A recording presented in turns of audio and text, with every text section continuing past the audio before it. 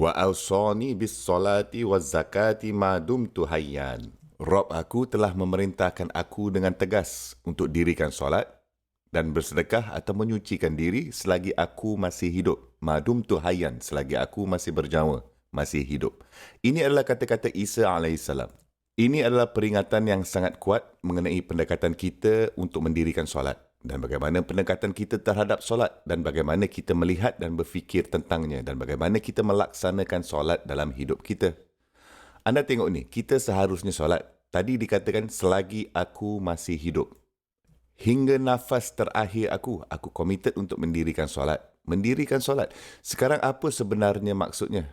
Maksudnya, tidak kira apa pun yang muncul, solat adalah sesuatu yang saya akan pegang dengan kuat hingga nafas terakhir saya. Sesuatu yang akan saya betul-betul jaga dan amat risaukan hinggalah saya mati. Dan Nabi SAW telah demonstrasikan tentang perkara ini. Beliau SAW hidup dengan ini. Ini bukan sekadar teori, ini bukan sesuatu yang suka-suka untuk diperkatakan, ini bukan hanya sekadar slogan yang indah. Nabi SAW menghayatinya dalam hidupnya. Kira-kira seminggu sebelum wafatnya Nabi SAW, beliau jatuh sakit tenat. Nabi SAW tidak mampu berdiri dan bahkan tidak dapat berjalan dengan sendirinya. Tidak lama kemudian itu. Jadi Rasulullah SAW, apa yang beliau lakukan? Beliau akan memanggilkan beberapa sahabat untuk datang ke rumahnya untuk menjemputnya. Dan hadis sebenarnya disebutkan, yuhadi baina ithnain. Beliau akan digendong di antara dua orang. Dan apa maksudnya perkataan yuhadi dalam bahasa Arab klasik adalah, anda tahu tak? Apabila anda menghadapi masalah untuk berjalan dengan sendiri, dan anda meletakkan tangan anda di atas bahu dua orang. Dan mereka akan menggendong anda dan berjalan dengan anda seperti itu. Itu disebutkan sebagai yuhadi baina ithnain, seperti tersandung-sandung berjalan dibahukan oleh dua orang. Maka Nabi SAW akan memanggil dua sahabat.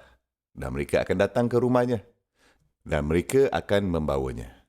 Beliau SAW meletakkan lengannya di bahu mereka dan mereka benar-benar membawanya ke solat seperti ini. Beliau SAW tetap akan solat dalam keadaan itu. Dan subhanallah, sesuatu pelajaran yang sangat mendalam yang kita dapati dalam narasi itu. Kita tahu mengenai Nabi SAW. Beliau sedikit lebih tinggi daripada individu biasa.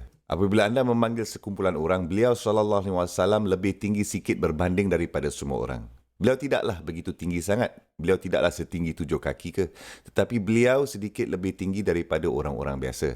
Oleh itu, hadis sebenarnya menyebutkan semasa mereka memimpinnya, kerana beliau sedikit lebih tinggi daripada mereka, kakinya di buku lali akan terlipat terseret di tanah belakangnya.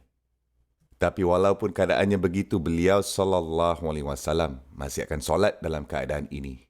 Mengajarkan kita solat adalah sesuatu yang kita lakukan sehingga nafas terakhir kita.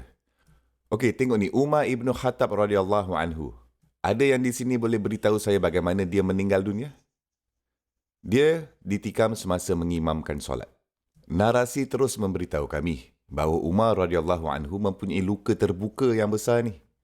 Dia benar-benar mempunyai lubang tikaman di perutnya dan dia terbaring di sana dan dia berdarah.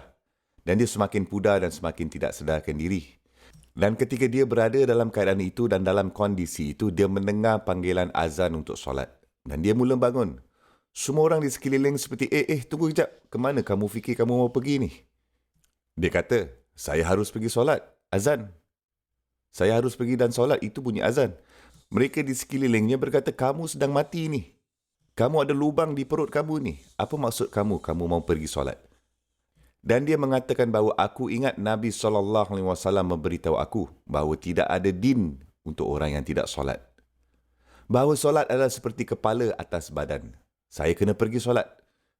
Inilah komitmen yang harus dilakukan oleh orang-orang ini. Selagi aku masih hidup, solat adalah sesuatu yang aku lakukan.